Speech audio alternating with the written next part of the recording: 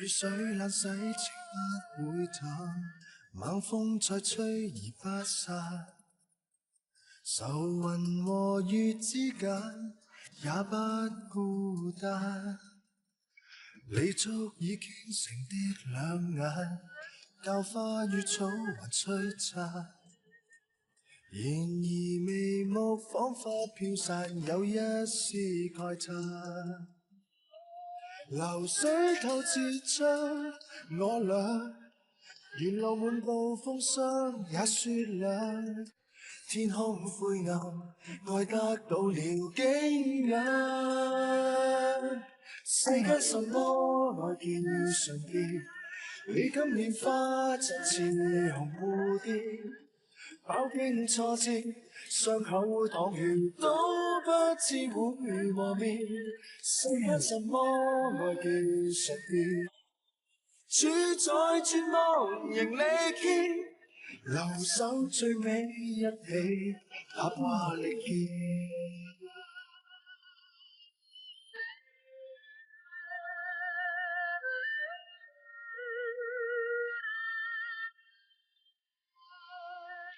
หากเราจ่ายค่าไถ่เสียวอู่จะต้องตายเพราะอะไรบอกข้าสิว่ามันเพราะอะไรปีเจิ้งเล่าเหตุการณ์ที่เจ้าเล่าให้ข้าฟังแล้วให้พวกเขาฟังอีกทีสิหลังส่งข้าวสารเสร็จข้ากับลูกน้องตั้งใจว่าจะไปรับเสียวอู่แต่พอข้าไปถึงประตูตะวันออก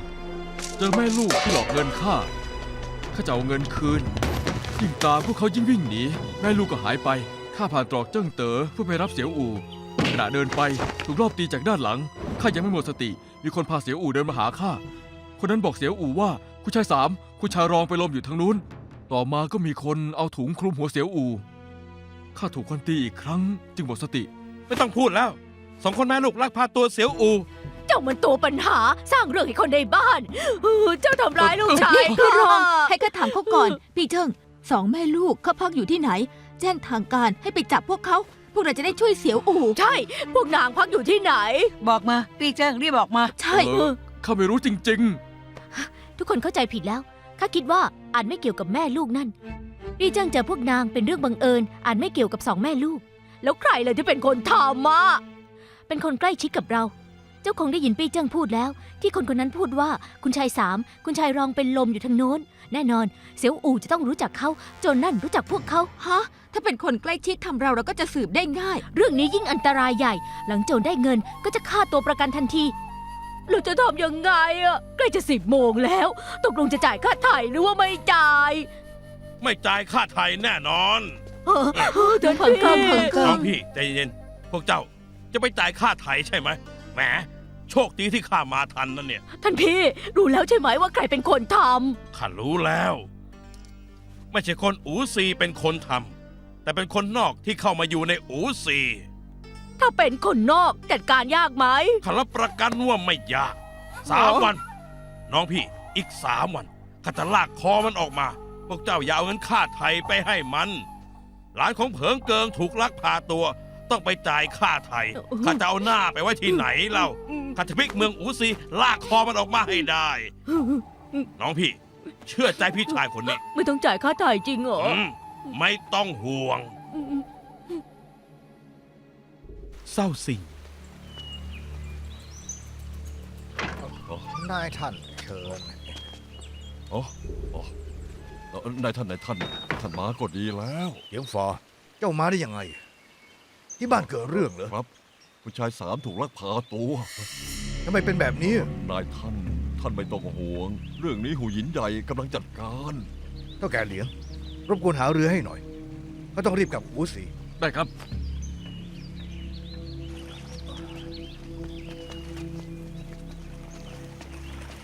นายท่านหยุดก่อนนายท่านหยุดก่อนนายท่านชวนนี่นายท่านหยุดก่อนนายท่านหยุดก่อนนายท่านโชคดีที่ตามมาทันมีข่าวเรื่องเสียวอู่ใช่ไหมคุณนายสี่มีจดหมายให้ข้านำมาให้ทันนึกว่าไม่ทันนั่นสิปอฉีพูดถูกจะช่วยเสียวอู่อย่าจ่ายค่าไถ่เด็ดขาดแล้วข้าก็ยังไม่ควรกลับอู่ซี นายท่านไม่กลับไปจัดการคนอื่นจะทำได้เหรอ จะช่วยเสียวอู่ต้องอดทนให้ถึงที่สุด ข้าไปกับอูสิเพื่อจะบอกโจรว่า ข้าเจียงเฉียวไม่ยอมใคร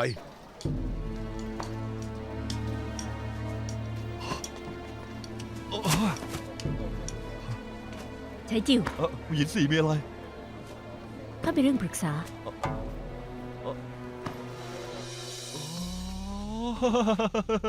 หัวหยินสี่ใจดีจังเลี้ยงอาหารข้าตั้ง8 จาน ใช้จิว เจ้าคงได้ยินเรื่องที่คุณชาย3ถูกลักพาตัวใช่ไหมข้าสงสัยว่าคนทำเป็นคนใกล้ชิด จึงอยากให้เจ้าช่วย ไปดูที่โรงสีหน่อยว่ามีใครน่าสงสัยไหม มันน่าสงสัยทุกคนรวมทั้งข้าด้วยเพราะว่าบ้านเจียงเคยทำอะไรไว้ท่านก็รู้ว่าคนงานอาจไม่พอใจแต่ว่านะ ตอนนี้ข้าก็เห็นคนบางคนน่าสงสัย จริงเหรอ มีใครบ้างบอกข้าได้ไหม คงพูดไม่ได้ แค่น่าสงสัยไม่มีหลักฐานแน่ชัดจริงไหมข้าไม่ได้แสร้ายคนดีท่านก็รู้ข้าไม่ได้แท้เจียงข้าไปทำเรื่องเลวร้าย ข้าได้ยินว่า ปี้เหวินดูแลลูกน้องไม่ค่อยดี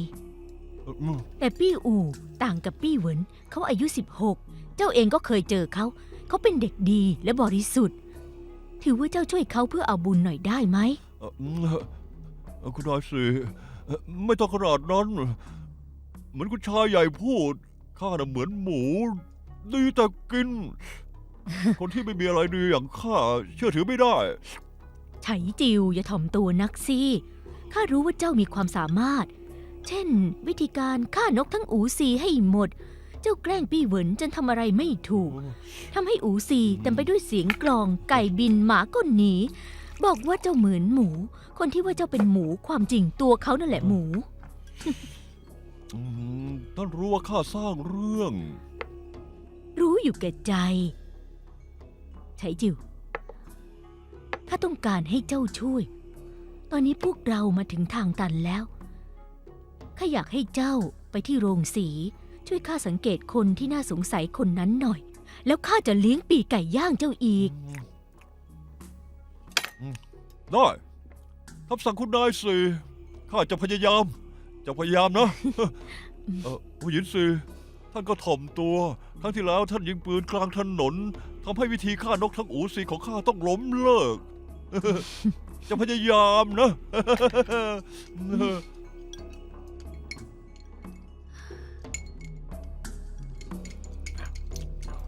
เห็นหน้าพร้อมตา เดี๋ยวจะ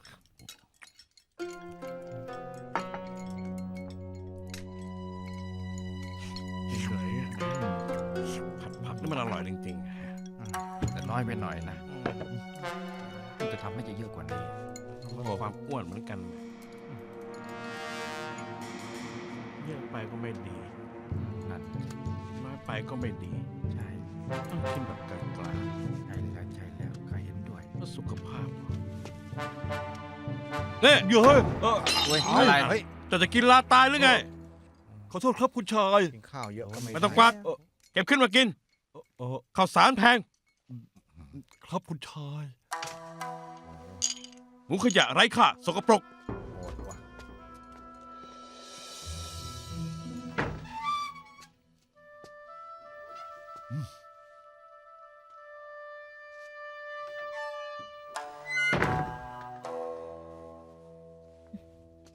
เป็นไงบ้างไฉจิว ช่วงบ่ายสังเกตเห็นอะไรบ้างไหม ไม่เห็นอะไรเลย เป็นอะไรของเจ้า คนขยะอย่างข้าสายตาสั้นหูก็ตึง ทั้งโง่ด้วย ไม่เห็นอะไรทั้งนั้น เจ้าโกรธใครมาใช่ไหม ข้าถูกรังแกมาตลอด แม่คลอดข้าให้คนรังแก ข้ารู้แล้วว่าเรื่องอะไร ปี้เหวินเขาด่าเจ้าใช่ไหมข้าขอโทษเจ้าแทนเขาด้วย พี่ไฉ อย่า จิว โง่นักเลย ไม่ต้องขอโทษข้าแทนเขา ตอนนี้ที่สำคัญคือการช่วยชีวิตคนนะไฉจิว เจ้าถือว่าไว้หน้าข้าหน่อยถือว่าช่วยข้าหน่อยได้ไหม อยากเห็นข้าตายเหรอเจ้าถึงจะพอใจ นี่ เฮ้ย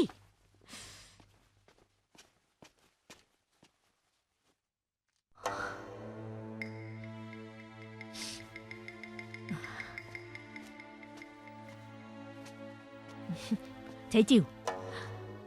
เงินนี้ข้าให้เจ้า เจ้าจะเอาไปกินเหล้าเอาไปทำอะไรก็ได้ เพื่อให้เจ้าสบายใจ หายโกรธแล้วค่อยมาช่วยข้าก็ได้ ดีไหม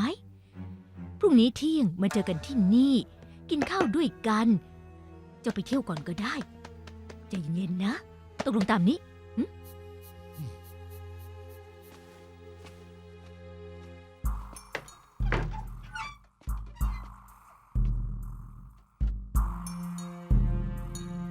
ผู้หญิงรอง ผู้หญิงรอง ผู้หญิงรอง ผู้หญิงรอง เสี่ยวอู่กลับมาแล้วเหรอหรือว่ามีข่าวอะไร ไม่ใช่ค่ะ ลุงเสียงฟ้ากลับมาแล้ว รีบไปสิ ท่านพี่กลับมาแล้ว ท่านพี่ล่ะ อ๋อนายท่านยังอยู่ที่เซาซิง อ๋อ ให้ข้านำจดหมายมาฉบับหนึ่ง ท่านพี่ว่ายังไง น้องรอง ท่านพี่บอกว่าเป่าฉีพูดถูกแล้ว ถ้าเราไม่จ่ายค่าไถ่เสียวอู่จะปลอดภัย เรื่องเสียวอู่ถูกลักพาตัว ให้น้องสี่เป็นคนรับผิดชอบ บอกทุกคนใจเย็นๆ ไม่ต้องเป็นกังวล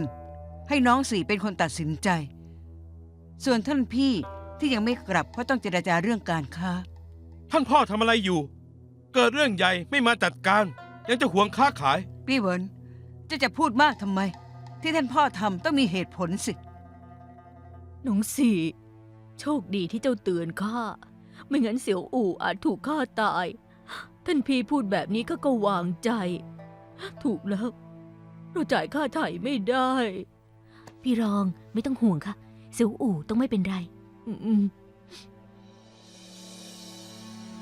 ท่านแม่เหมือนเราไม่มีความหมาย เมื่อก่อนเกิดเรื่องท่านแม่ตัดสินใจ จดหมายฉบับเดียว ก็ยึดอำนาจท่านแม่ได้ผู้หญิงคนนี้ร้ายมาก เสียวอูถูกลักพาตัว ให้น้องสี่รับผิดชอบ ข้าไม่ถือสา เรื่องไม่จ่ายค่าไถ่ถูกหรือผิด พวกเรายังไม่แน่ใจ ฮะ เอาอำนาจมาครอบครองไว้ เป็นเรื่องดีไหม ไม่มีใครรู้ บ้าชัดๆ เราจะนั่งดูนางมีอำนาจไม่ได้ ลูกแม่ ต่อไปเราแม่ลูก ท่องสองคำนี้ให้ขึ้นใจก็พอ 1. ใจของเราแนะนำให้จ่ายค่าไถ่ 2. ท่านพ่อเจ้าให้นางรับผิดชอบ เราทำตามคำสั่งนางก็พอ หมายความว่ายังไง ท่านแม่จะสนับสนุนนางเหรอ ฉลาดมาก เราต้องฟังคำสั่งของนาง ถ้าหากเสียวอูกลับมาอย่างปลอดภัย เราก็ถูกด้วย ถ้าหากเสียวอูเป็นศพกลับมา พวกเราก็ไม่เกี่ยว ไม่ต้องรับผิดชอบ เรื่องนี้นางเป็นคนรับผิดชอบ นางก็ต้องรับผิดชอบ ใช่ท่านแม่ เราทำตามคำสั่งของนาง เพราะว่านางเป็นคนรับผิดชอบ ผู้หญิงใหญ่ เข้ามา ผู้หญิงใหญ่ อ้าว คุณชายใหญ่ ผู้หญิงใหญ่ มีจดหมายเรียกค่าไถ่อีกค่ะ บ้านจริง ก็จำได้ผ้าชิ้นนี้เป็นเสื้อของเสี่ยวอู่ใส่วันที่หายตัวไป จะทำไงดี โจรบอกว่าเราไม่จ่ายค่าไถ่เสี่ยวอู่จะเหลือแค่เส้นผม เราจ่ายค่าไถ่ไม่ได้ เดี๋ยวข้าจะไปถามท่านลุง น้องพี่ ท่านลุงมากับท่านย่าได้ยังไง ขับพบท่านเมื่อกี้ นี่พวกเจ้าทำอะไรกันเนี่ยฮะ เฟิงอี เจ้าดูแลบ้านยังไง เสียวอูถูกลักพาตัวเป็นเรื่องใหญ่ เจ้าไม่บอกให้ข้ารู้ ข่าวแพร่ไปถึงวัด ข้าถึงได้รู้เรื่อง ท่านแม่ พวกเราเป็นห่วงสุขภาพของท่าน จึงไม่ได้บอกเรื่องนี้ ถึงตอนนี้แล้วเรื่องมันเป็นยังไง พวกเราได้รับจดหมายฉบับที่2 พวกโจรบอกว่าเพิ่มค่าถ่าย 5,000 ตำลึง ถ้าไม่รีบจ่าย พวกมันจะฆ่าเสี่ยวอู่ หา แล้วทำไมพวกเจ้ามัวมายืนกันอยู่ทำไม ไม่ไปจ่ายค่าไถ่ล่ะ ท่านย่า แม่ซีบอกไม่ให้จ่าย เพราะอะไร ทำไมถึงไม่ให้จ่าย จะให้หลานฆ่าตายใช่ไหม ท่านย่าแม่สีมีเหตุผล คนใกล้ชิดเป็นคนทำเสี่ยวอู่รู้จักโจร ถ้าเราจ่ายค่าไถ่เสี่ยวอู่จะถูกฆ่า ถ้าไม่จ่ายค่าไถ่จนพวกนั้นมันโกรธหลานชายของข้าก็ยิ่งมีอันตรายนะสิ ท่านแม่ ท่านพี่สั่งไว้ให้พวกเราเชื่อฟังน้องสิ คนยิ่งเยอะ ความคิดก็ยิ่งเยอะทำให้เรื่องวุ่นวาย ต้องมีคนตัดสินใจ จะถูกหรือว่าผิด เป็นหรือตาย พวกเราต้องเชื่อฟัง หา ผิดก็ต้องเชื่อฟัง ตายก็ต้องเชื่อฟัง นี่มันเหตุผลอะไร แต่ว่าเรื่องนี้เราแม่ลูกเห็นด้วยเรื่องจ่ายค่าไทย แต่คำสั่งของท่านพี่ต้องเชื่อฟัง เผิงเกิง ท่านคิดว่าอย่างไง ข้าเหรอข้าเห็นด้วยว่าต้องจ่ายค่าไทย ท่านลุง เมื่อวานนี้ท่านบอกว่าไม่ให้จ่ายค่าไทย แล้วก็รับปากว่าจะช่วยเสียอู่กลับมานี่ นี่ถอย1 ก้าวเพื่อก้าวที่มั่นคง ข้าจะบอกให้ รอเสียวอูกลับมาก่อน ข้าจะติดประกาศตามล่าเจ้าโจรพวกนั้น ให้พวกมันตายกลางทะเล ไม่ได้พุทธไม่ได้เกิด ไม่ได้พูดไม่ได้เกิด ข้าเห็นด้วยให้จ่ายค่าไทย ข้าก็เห็นด้วย ข้าก็เห็นด้วย ท่านแม่ ท่านอย่าเห็นด้วยนะ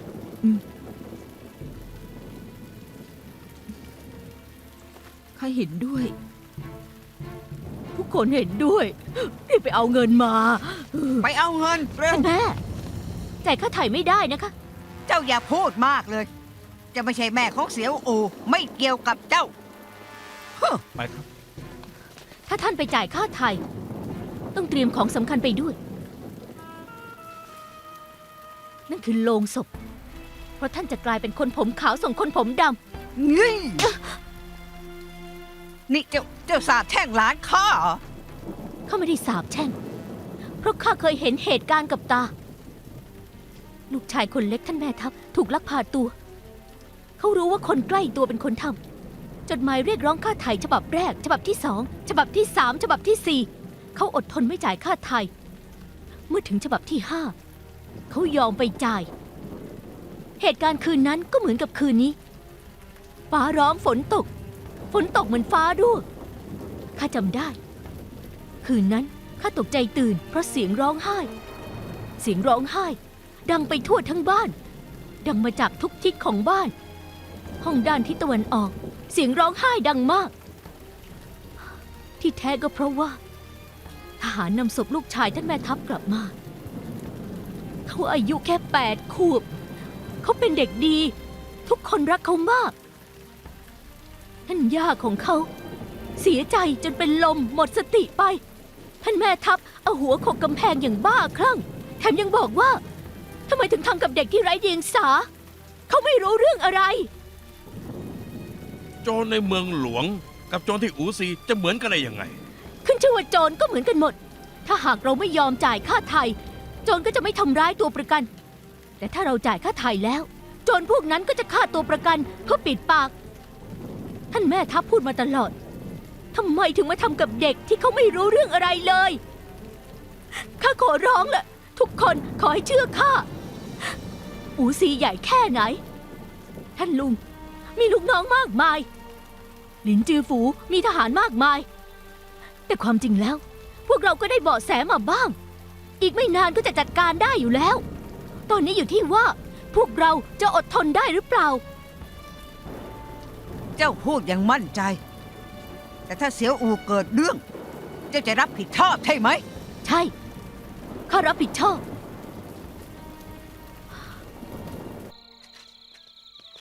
นี่พี่ชายแวะก่อนสิ สาวๆบ้านข้าในสวยทั้งนั้นเลยนะ พี่ชายบ้านข้าทั้งขาวทั้ง แวะตรงนี้หน่อย ไม่ได้เหรอ อืม ชะ เจ้าอีกแล้วเหรอ มาทำไมอีกล่ะอุ๊ยอุ๊ยอุ๊ยอ๊ยได้เชิญ พริ้งเปล่า คณะ รอย เดิ ยิ้ ม มสวยแต่อ้อนแต่ออก นี่ ชุย ขอบคุณพี่ชายใจดี อย่า เจ้า ลืม น่า แวะ รั มาก อีก มา นะ กเลยข้าให้รางวัลเจ้า ขอบคุณค่ะ และมาอีกนะก็คิดถึง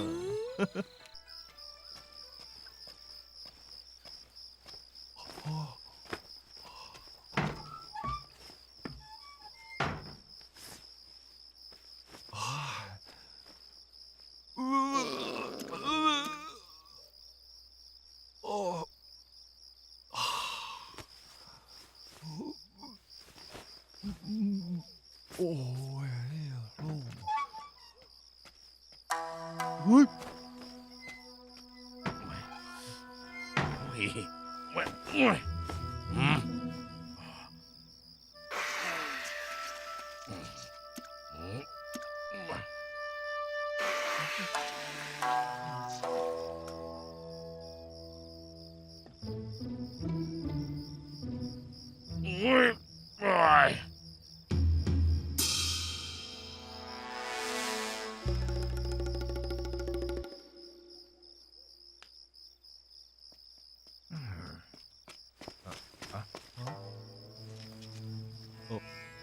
น่าคุ้นๆเฮ้ย เฮ้ย กลัวด้วย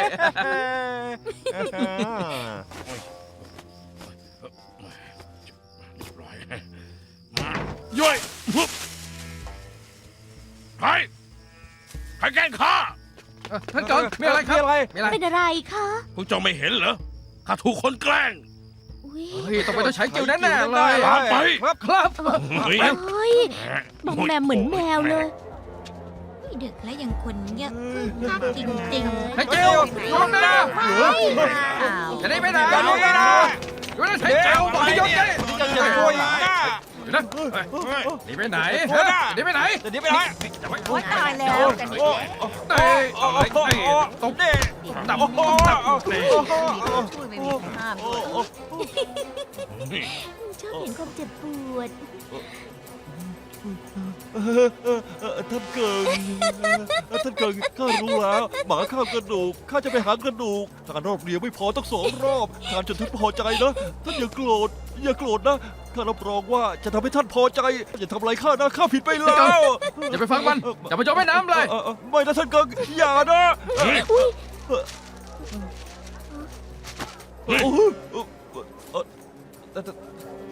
ทำให้ข้าทำอะไร จับตัวส่งใต้เท้าหลิน มันขโมยเสื้อชั้นในของไหถังต้องติดคุก3 ปี ไม่นะท่านเกิงอย่าทำแบบนี้ไม่นะไม่อย่าทำกับข้าแบบนี้ไม่ มีอาถรรพ์บัดสี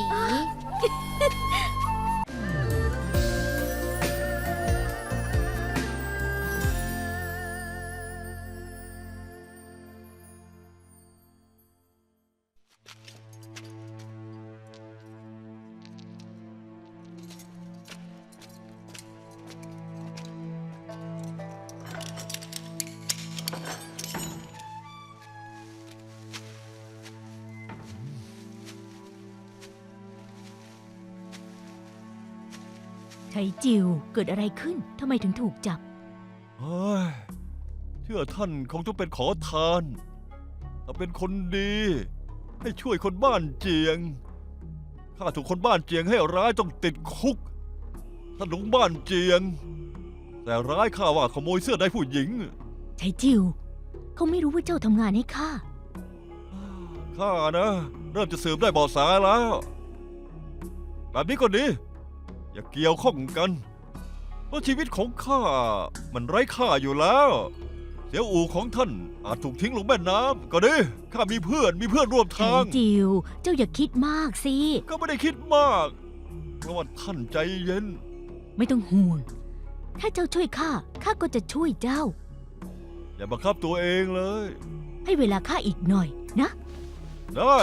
ค่อยๆทำไม่ต้องรีบข้าจะอยู่ที่นี่อย่างเงียบสงบ ไม่ต้องแบกข้าวสารวัน2 วันคงไม่ตายค่อยๆทำนะ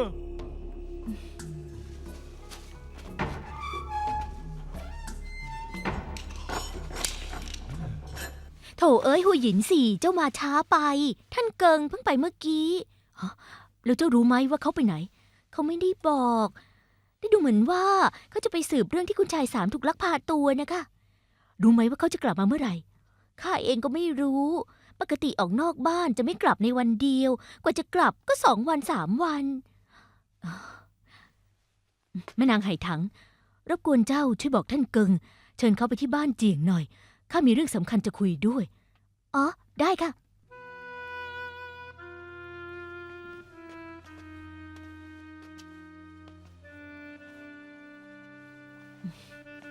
ผู้หญิงสี่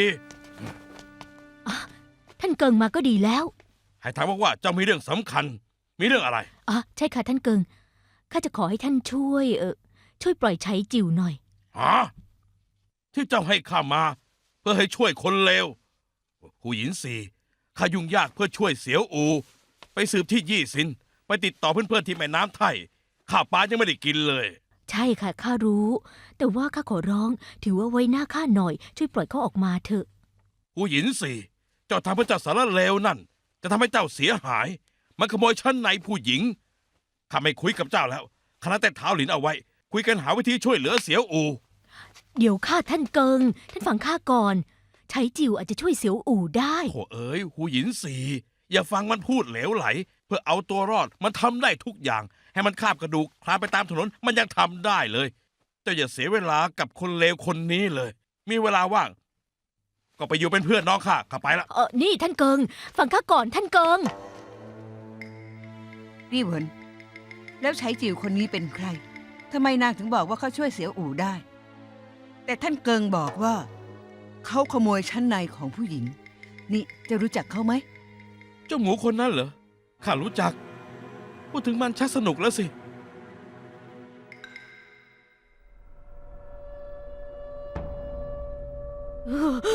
ท่านบ้าช่วยข้าด้วยท่านบ้าช่วยข้าด้วยทำไมท่านบ้าไม่ช่วยข้าท่านช่วยข้าด้วยทำไมท่านบ้าไม่จ่ายค่าไถ่ทำไมท่านไม่ยอมจ่ายค่าไถ่ เสียวอู่ ท่านบ้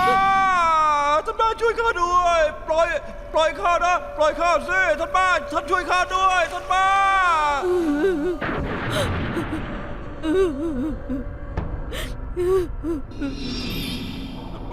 ทำไมท่านไม่จ่ายค่าไถ่ท่านบ้าทำไมท่านไม่จ่ายค่าไถ่ท่านบ้าทำไมท่านไม่จ่ายค่าไถ่ เสียวอูเสียวอูเสียวอู นายท่าน เป็นอะไรนายท่าน เท่าแกเจียงไม่เป็นอะไรใช่ไหม นาย ครั ท่า บ นเป็นไงบ้าง ไม่เป็นไร ไม่เป็นไรข้าแค่ฝันร้า เท่าย แกเจียงข้าว่าท่านควรไปจัดการเรื่องที่บ้าน โอชีพูดถูก พวกเราต้องอดทน เพราะความอดทน เสียวอู่ถึงจะมีทางรอด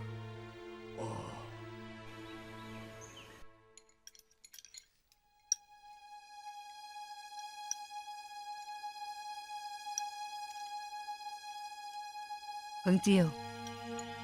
เพิงเจียวเพิงเจียว จะเป็นอะไร พี่ใหญ่ เราจ่ายค่าถ่ายกันดีไหม ฮะ เราตกลงกันแล้วว่าจะเชื่อฟังน้องสี่ไง ใช่ท่านแม่รอง ท่านอย่ากลับคำไม่ว่าคำสั่งท่านแม่สีจะถูกหรือผิด ยังไงพวกเราก็ต้องฟัง จะเปลี่ยนแปลงไม่ได้ แต่ว่าเมื่อคืนข้าฝันร้าย ก็ฝันว่ามีคนจับเสียวอู่โยนลงน้ำเสียวอู่ร้องบอกข้าว่า ให้ข้าช่วยเขา แล้วคนพวกนั้นก็โยนเขาลงน้ำเขาอยู่ในน้ำก็ยังร้องเรียกข้าท่านแม่ช่วยข้าด้วย ช่วยข้าด้วยเขาร้องให้ข้าช่วย ข้าว่าท่านคงคิดมากก็เลยเอาไปฝันนะคะ ท่านแม่รองก็แค่ความฝัน จริงๆนะเสียวอู่กับข้ามีใจสื่อถึงกัน ตอนเขาบาดเจ็บที่หัวข้าก็ยังรู้สึกเลย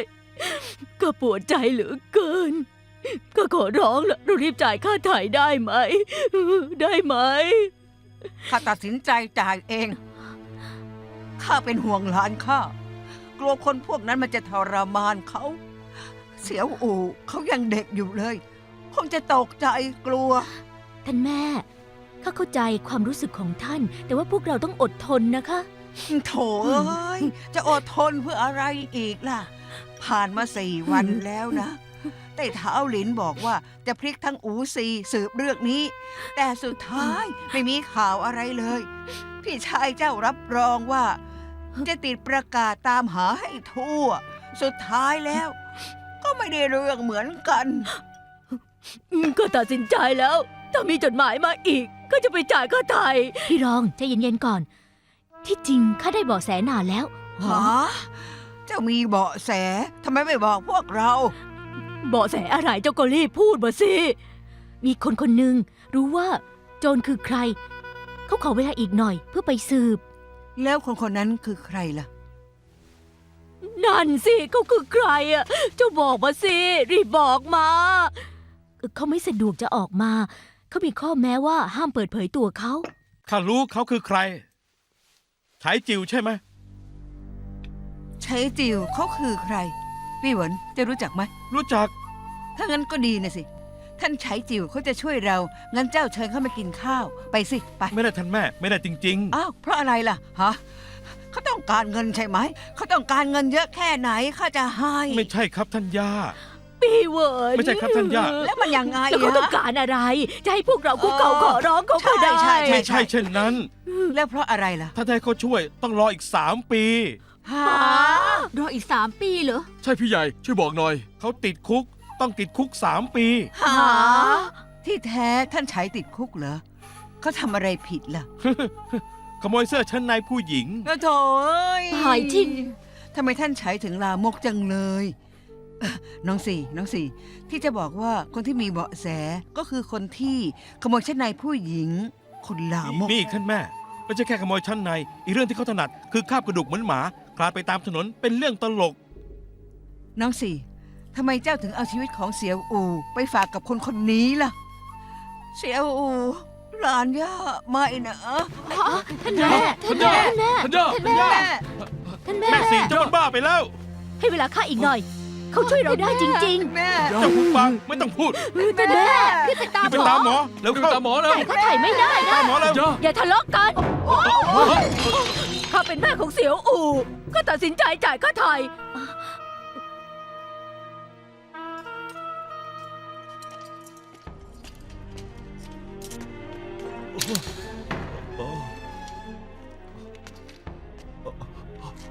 เป็นไงข้าออกไปได้แล้วใช่ไหม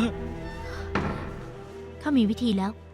เขาเวลาให้ข้าอีกหน่อย ขอเวลาอีกหน่อย พูดแบบนี้ทุกครั้งแล้วต้องใช้เวลาอีกนานแค่ไหน จะเชื่อข้าสิ ข้ารับปากแล้วเขาต้องช่วยเจ้าออกไปได้ ช่วยเอาเรื่องที่เจ้าสืบมาได้ มาบอกข้าก่อนได้ไหม ตอนนี้ชีวิตเสียวอูตกอยู่ในอันตราย แล้วชีวิตข้าไม่อันตรายเลยยังไง เรามากินข้าวที่นี่สักคำสิข้าวมันบูดเรามาดื่มน้ำที่นี่สิมันมียุงตาย ตอนกลางดึกผู้คุมมันไม่พอใจอะไรมันก็เรียกข้าไปตีข้าคงจะต้องตายอยู่ในนี้ ไฉจิว เจ้าใจเย็นๆได้ ไม่ ไหม ต้องพูดแล้วข้าจะไม่บอกเรื่องที่ข้าสืบมาได้ท่านเตรียมตัวเก็บศพข้าจะตายพร้อมกับเจียงปี้อู คนเราต้องสู้เพื่ออยู่ ไม่ใช่สู้เพื่อตาย เพราะ นะ ว่าข้าสู้เพื่ออยู่ข้าถึงมาที่เมืองอูซีตอนน้ำท่วมครั้งนั้นข้าจะมีสภาพเช่นนี้ข้าไม่ใช่ลูกของยายสีข้าเป็นเด็กที่ยายสีเก็บมาเลี้ยงก็ยอมอดเพื่อให้ข้ากิน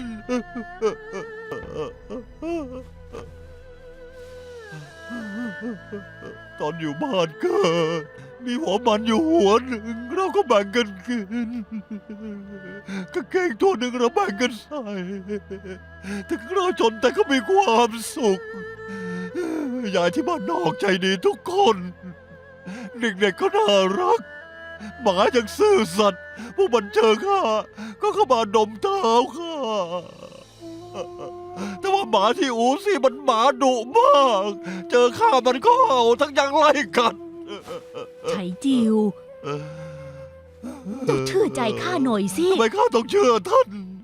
คนบ้านเจียงไม่น่าเชื่อเธอ แต่ว่าข้าเชื่อใจเจ้า แค่เจ้าบอกข้าเรื่องที่เจ้าสังเกตเห็นข้าก็จะเชื่อเจ้าข้ายังไม่ได้ถามข้าก็เชื่อใจเจ้า แต่ทำไมเจ้าถึงไม่เชื่อใจข้า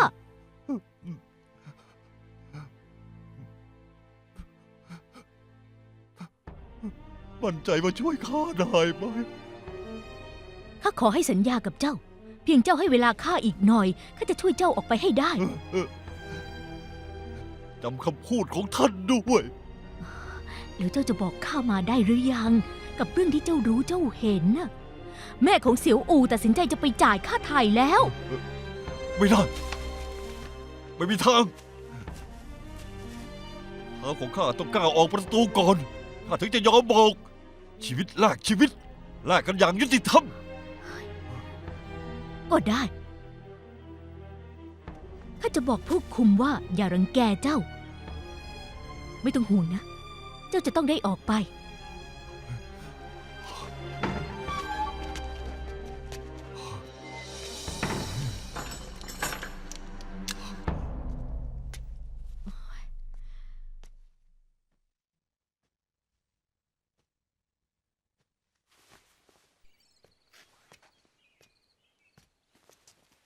น้องสี่ อ๋อ พี่สาม กลับมาแล้วเหรอ อ้าวทำไมวันนี้บ้านเราเงียบจัง อ๋อ พี่เหวินไปที่ร้าน ท่านแม่นอนพักผ่อน พี่ใหญ่กับพี่รองไปวัด ขอพรให้เสียวอูดูเหมือนเจ้าจะเหนื่อยมากเลย เหนื่อยใช่ไหม ข้าต้มชาโสมไว้ในครัว ไปยกมาให้แม่สี่ดื่ม ไปสิ ไม่เป็นไรค่ะ ไม่ต้องเกรงใจ ไปสิ เหมือนเจ้าจะเมื่อยต้นคอนะ เดี๋ยวข้าจะช่วยนวดให้ เรื่องนี้ข้าถนัด ไปห้องข้านวดให้เอง มาสิ น้องสี่ ไหล่ของเจ้า แข็งเหมือนแผ่นเหล็กเลย หลังนวดแล้วจะต้องพักผ่อนมากๆนะ พี่เจิ้งเจ้าเป็นอะไรอ่ะ เดินไปเดินมา มีเรื่องอะไรเหรอ เปล่าครับ ไม่มีอะไร พี่จึงพวกเราออกไปก่อน ให้แม่สี่พักผ่อน มาเราออกไปก่อนนะ มาสิ เจ้าพักผ่อนนะ เร็ว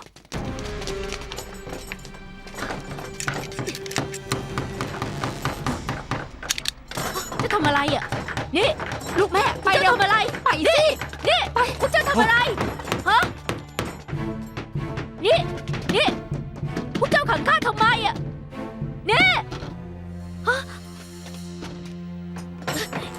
ปล่อยข้าออกไปนะ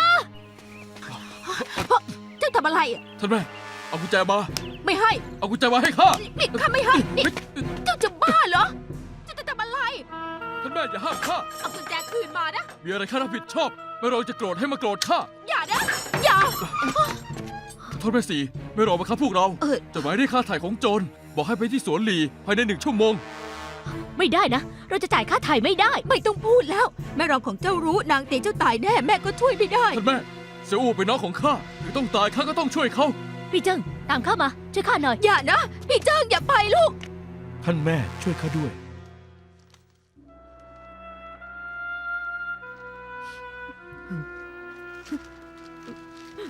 ลุงเถียนเร็วๆหน่อยสิ ครับ มาข้าทำเองเฮ้ยหาจริงๆอ่ะครบแล้วเผิงเจีย อ๋อ เจ้ารีบไป เดี๋ยวไม่ทันนะ โอ้ แม่ข้ากังวลใจมากเลย จะช่วยเสียวอู่ต้องจ่ายค่าไถ่แต่ว่าท่านพี่สั่งไว้อย่างเคร่งครัด ต้องเชื่อฟังน้องสีแต่ว่าพวกเราพอแล้วจะไม่ต้องพูดแล้วล่ะ ถ้าเจียงเฉียวกลับมา เขาจะโทษก็ให้โทษข้าเรื่องใหญ่แค่ไหนข้าก็รับได้ แล้วเราจะทำยังไง ฮะ พี่เจิ้ง ท่านแม่ ท่านย่า เจ้ามาทำอะไรกันที่นี่ ไม่ใช่ธุระของเจ้า ท่านแม่ เจ้ามันไม่ได้เรื่องเลย สั่งให้ทำอะไร เจ้าก็จัดการไม่ได้ ท่านแม่ ข้าไม่ได้มาขัดขวางค่ะ ข้าเพียงอยากรู้เรื่องจดหมายเรียกค่าไถ่ เจ้าจะรู้ไปทำไม ข้าอยากจะดูว่าจะมีเบาะแสอะไรอื่นอีกหรือเปล่า ฮะ อยากดูใช่ไหม ดูให้เต็มตา อืม อ้าวนี่เอาคืนมานะ เอาคืนมา เอาคืนมาให้ข้าฮะเฮ้ย เอาคืนมาให้ข้าเดี๋ยวนี้ เอาคืนมา ไม่รอ เอาคืน เดี๋ยว มา พาแม่สีช่วยเสี่ยวอู เฮ้ยเจ้าก็บ้าไปกับนางเอามาฟังเรื่องละทุกคนฟัง ข้าเป็นผู้หญิน4บ้านเจียง ร้านข้าวสารชินฟงเหนียน อะไรเหรอ ทุกคนคงได้ยินข่าว เรื่องคุณชายสามถูกลักพาตัวไปเรียกค่าไถ่นี่คือจดหมายเรียกค่าไถ่จนต้องการเงินค่าไถ่7,000 ตำลึงคำพูดต่อไปนี้ข้าจะพูดให้โจรฟัง และจะพูดให้ชาวอูซีทุกคนฟัง ตลอด30 ปี บ้านเจียง ได้ตั้งกฎบ้านเอาไว้1 ข้อ ถ้าคนบ้านเจียงถูกลักพาตัวเรียกค่าไถ่คนบ้านเจียงจะยึดคำมั่นว่าไม่3 คำจะไม่ยอม ไม่เจรจา ไม่จ่ายค่าไถ่อุ้ยกฎบ้านแบบนี้ก็มีด้วย มีกฎแบบนี้ด้วยเหรอ สิ ถ้ายอมจ่ายจะมีครั้งที่ 2 แน่นอน แต่ไปแล้วก็ถูกลักพาตัวอีกอ่ะ ดีแล้ว ข้าขอส่งความเตือนโจรพวกนั้น ภายในเวลา3 วันให้รีบปล่อยคุณชาย3ถ้าคุณชาย3กลับมาอย่างปลอดภัยข้ารับรองบ้านเจียงจะไม่เอาเรื่องพวกเจ้า แต่ถ้าถึงเวลาที่กำหนด เราจะเอาเงิน 7,000 หยวนเป็นรางวัลนำจับ ใช้อำนาจทางการ และชาวบ้านทุกคน ร่วมมือประสานตามไล่ล่าพวกโจร และเมื่อถึงเวลานั้น ต่อให้โจรมันมีปีกก็จะหนีไม่พ้น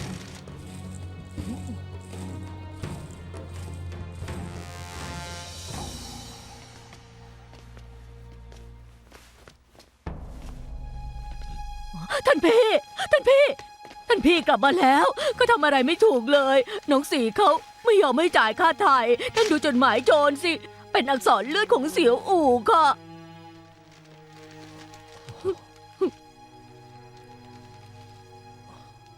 เป่าฉีทำถูกแล้ว ที่เขาทำมีเหตุผล แต่ที่ข้ารีบกลับมาข้าตัดสินใจแล้ว ว่าจะยอมจ่ายค่าไถ่ ท่านพี่ ท่านจะจ่ายค่าไถ่ไม่ได้นะคะ เราต้องเพิ่มเงินรางวัลนำจับ เฮ้ยข้ากลับมาถึงท่านแม่บอกว่าเผิงเจียวเขานอนฝันร้ายทุกคืนข้าอยู่ที่เศร้าซิงก็ฝันร้ายเหมือนกับเผิงเจียว ฝันเห็นเสียวอู่ตายในน้ำเขามองข้าด้วยสายตาที่โกรธแค้นท่านพ่อทำไมท่านไม่ช่วยข้าเพราะอะไร ท่านพี่ ท่านคงเคยได้ยินคำว่า อย่ากลัวการเปลี่ยนแปลง กลางวันคิดมากกลางคืนเก็บเอาไปฝัน ข้าเองก็ฝันถึงเสียวอู่เช่นกัน เจ้าไม่เข้าใจ ที่ผ่านมาข้าเหมือนกับถูกคนตีให้ลงนรก 18 ชั้น เหมือนกับต้องปีนภูเขามีด ทุกลมหายใจข้าเหมือนกลืนมีดลงคอ ท่านพี่ ขอท่านอย่าลืมกฎสำคัญของบ้านเจียงนะคะ เป่าฉี ถ้าข้าจ่ายค่าไถ่แล้วเสียวอู่ถูกโจรฆ่าตายข้าเสียใจมากข้าเสียใจ ถ้าข้าไม่จ่ายค่าไถ่เสียวอู่เกิดเรื่องอะไรข้าจะยิ่งเสียใจ ท่านแม่กับเผิงเจียว จะโทษข้าทั้งชีวิต คนทั้งใต้ล่าจะโทษข้าจะโทษตัวเองทั้งชีวิต ท่านพี่ ท่านช่วยคิดใหม่ให้ดีๆนะคะ เป่าฉี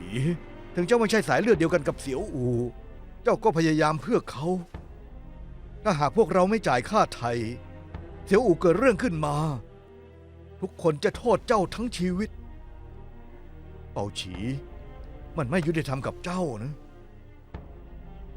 มีทางเดียว ให้คนที่เป็นพ่ออย่างข้ารับผิดชอบในหน้าที่นี้ท่านลุงใหญ่ได้เท้าหลินข้าตัดสินใจจ่ายค่าไถ่เพื่อไม่ให้เกิดเรื่องอีกข้าไม่อยากเปิดเผยมาก น้องเขยพูดยังไง พวกเราทำตาม